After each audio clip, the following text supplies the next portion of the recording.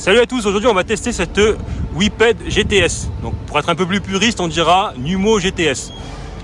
Donc c'est une trotte que je pensais jamais pouvoir tester. Il y a tellement eu de péripéties dessus. Mais là, aujourd'hui, elle est là et je peux vous en parler. Donc on voit que ça ressemble à une mini SS. D'un point de vue composition, on a dessus les contrôleurs Kelly 72S. Donc c'est les mêmes que ceux de la FF et ceux de la SS. Et on a, là sur cette version, on a les freins à disque Magura. On a la batterie de 31,5 ampères en 60 volts. Et c'est vrai que ça ressemble beaucoup à une SS pour moi. Donc j'ai déjà roulé un peu avec. Le comportement, moi, comme je disais, c'est au départ, ça me faisait un peu... Je la voulais. Ensuite, il y a eu des histoires. Ça m'a un peu refroidi et là j'avais l'occasion de l'essayer. Et d'ailleurs je remercie Padcom. Et après avoir roulé avec, elle est vachement remontée dans mon estime. C'est un dragster en fait. Pour moi c'est un dragster. C'est quelque chose fait pour rouler fort. Les gros pneus, beaucoup disent les pneus carrés, patati, patata, c'est chiant, c'est pas stable. Là juste à côté de moi il y a la FF. C'est des puissances similaires. D'ailleurs, on vous proposera une vidéo de comparatif. Mais au niveau niveau puissance, merci à ces pneus qui permettent de passer plus fort, d'accélérer plus fort, de passer la puissance au sol. Donc là, je vous ai fait le tour. Pour les questions un peu plus puristes, je vous invite à les écrire, les poser ici ou sur les groupes Facebook. On tâchera d'y répondre. Moi, je vous laisse et je vais aller faire un petit tour avec. Allez, à tout de suite. Donc voilà, écoutez, on va faire un petit tour avec cette Whipped Numo GTS. On va suivre la FF de Jeff devant là. Donc comme toutes les Whipped maintenant, on a quand même ce côté progressif de la gâchette. Et si on écrase, hop, ça patine. Donc là on a un freinage Magura MT5. Même si je dois avouer que c'est quand même l'électrique qui fait une bonne partie du freinage. Le freinage n'est pas mauvais.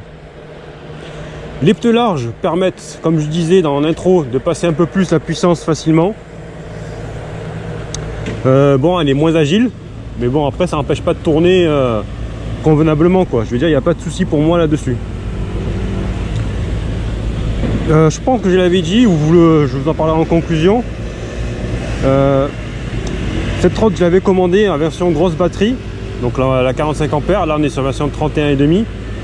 Et suite à quelques soucis, après, je vous en parlerai dans la conclusion. J'ai basculé d'abord sur une SS, puis finalement sur une Fold Fast Ride. Et quand j'ai eu l'occasion de la réessayer aujourd'hui, bien évidemment j'étais content d'essayer d'une trotte que je ne connaissais pas, mais j'avais presque un a priori négatif. Et là, l'avoir roulé avec, ça s'est évanoui, quoi. Je veux dire, ça reste vraiment une bonne trotte, une très bonne trotte. Ça pousse très fort. La puissance passe au sol, parce que quoi qu'on en dise, pour moi, il faut des gros pneus comme ça si on veut avoir de l'accroche au niveau du sol. Hop.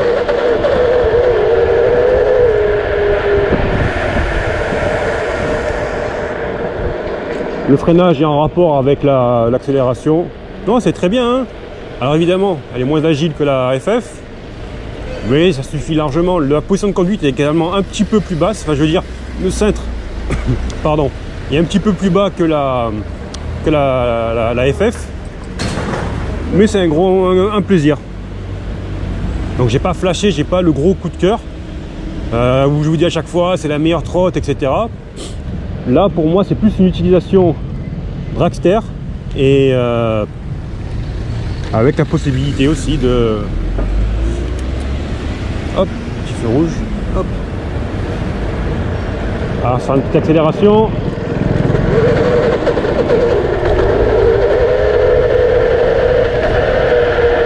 Le freinage, on se met bien en arrière, hop. Donc là, ça m'a permis de tester un peu les suspensions. Donc effectivement, c'est plus raide que la FF. C'est pas le même châssis. Mais ça pousse plus, pas plus fort, mais ça pousse plus fort, plus tôt. La FF est plus progressive parce que c'est vrai qu'elle a des pneus plus fins, c'est plus difficile de passer la puissance. Là sur celle-ci, on peut ouvrir dès le début. Bon, c'est pas pour préserver les pneus, hein, mais moi je trouve bien, je veux dire, ça reste là, quand on voit que ce que Dualtron propose avec sa Storm qui va arriver tout bientôt, ça n'a rien à voir, je veux dire, c'est vraiment c'est pas mal, c'est vraiment pas mal. Après, à voir chacun si vous préférez l'agilité d'une FF ou la puissance brute, le côté dragster de cette GTS. Allez, je vous dis à tout de suite pour un petit débriefing. Voilà, donc premier bilan de cet essai de cette Whippet Numo GTS. On va parler d'un point de vue déjà sensation accélération. Pour moi, c'est top parce que vraiment ça pousse. Ça pousse dès le début. Ça freine plutôt pas mal même, je dirais même vraiment très bien. Niveau stabilité, c'est très stable. On en revient à ce que disait Jeff, c'est qu'avec les pneus larges, la puissance passe plus facilement au sol et ça permet quand même d'envoyer tôt et fort. Donc d'un point de vue conduite, c'est vraiment pas mal. Après, on va revenir un peu sur les points un peu plus négatifs. Et sachant que ici c'est une version, je vais pas dire pré-série, mais c'est une version pas encore commerciale. Donc la version commerciale sera fiabilisée. Là on va commencer, on va déjà parler, c'est qu'en fait on a un peu de jeu sur la colonne. Quand on bouge, on freine, etc. ça fait un peu de levier. Donc il y a ça qui serait à corriger. Les petites différences aussi qu'il y a, parce que je le rappelle, c'est que les Numo sont made in China, contrairement aux Whippet qui sont made in Corée.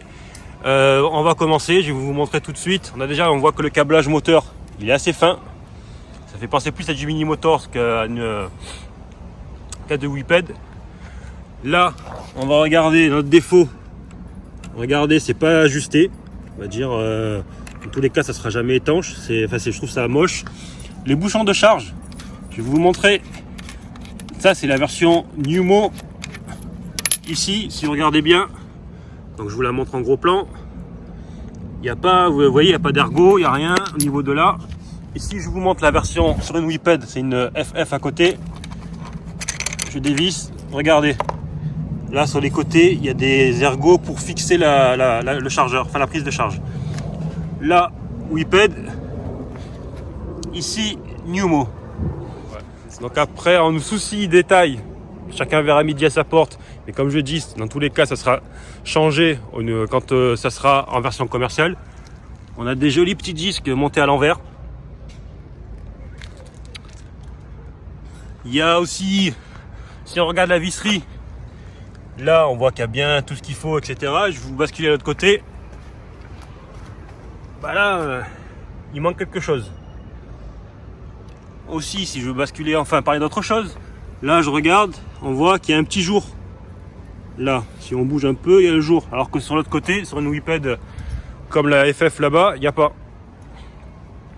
Donc il y a tout un petit tas de choses comme ça qui font qu'il y a quand même une différence entre la Numo et une Whippet. Après, c'est des choses qui peuvent être, pour la plupart, corrigées, améliorées. Mais voilà, on sent que...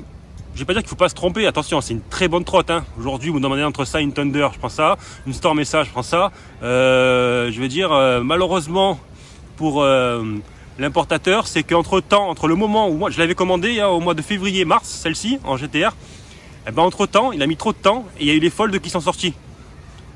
Et si elle était sortie avant, elle aurait fait un carton, j'en suis sûr.